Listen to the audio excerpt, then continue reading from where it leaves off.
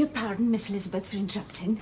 I was in hopes you might have got some good news from town, so I took the liberty of coming to ask. What do you mean, Hill? We have heard nothing from town. Dear miss, did you not know? There was an express come for the master from Mr. Gardiner this half hour.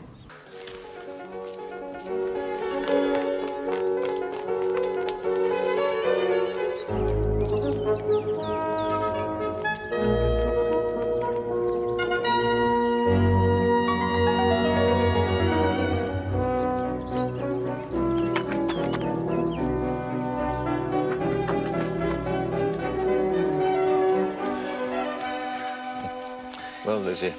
Oh, what news? What news have you heard from my uncle? Yes, I've had a letter from him. What news does it bring, good or bad? What is there of good to be expected?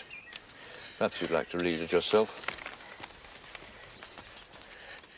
Read it aloud, Lizzie. I hardly know myself what it is about. My dear brother, at last I'm able to send tidings of my niece. Which must bring satisfaction. Enough to know that Lydia and Wickham are discovered. I have seen them both. Oh, it is as I always hoped. They are married. I have seen them both. They are not married. Nor can I find there was any intention of being so. But if you are willing to perform the engagements I have ventured to make on your side... I hope it will not be long before they are. All that is required of you is to assure your daughter her equal share of £5,000 she will inherit on your death, and also allow her during your life £100 per annum. You will easily comprehend Mr. Wickham's circumstances are not so hopeless as they're generally believed to be. There! I'm happy to say there will be some little money, even when all his debts are discharged, to settle on my niece. He requires you to stay quietly at home and depend upon his diligence and care. Send back your answer as soon as you can, and be sure to write explicitly as to the financial settlement. You've judged it best that my niece should be married from this house. Yours, etc.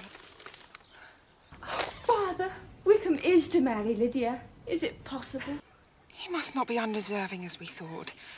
Have you answered the letter? No, but I must. And soon. But it must be done. Every moment is important. If you dislike the trouble, Father, I will do it.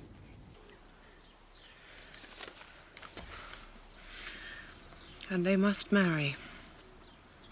Yet he is such a man. Yes, they must marry. There's nothing else to be done. But there are two things I want very much to know. One is how much money your uncle laid down to bring this about. And the other, how am I ever to repay him? What do you mean, Father? No man in his senses would marry Lydia under so slight a temptation as 100 a year. Do you think it a large sum? Wickham's a fool if he takes her with a farthing less than £10,000. £10,000? Heaven forbid. How is half such a sum to be repaid? If Uncle Gardiner's goodness does not make Lydia miserable now, then she can never deserve to be happy. Oh, they will be happy, Lizzie. Or their mutual affection will steady them. They will settle so quietly and live in so rational a manner as may in time make their past imprudence forgotten.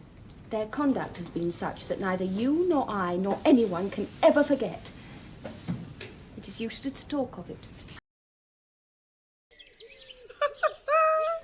Oh, my dear Lydia. She will be married?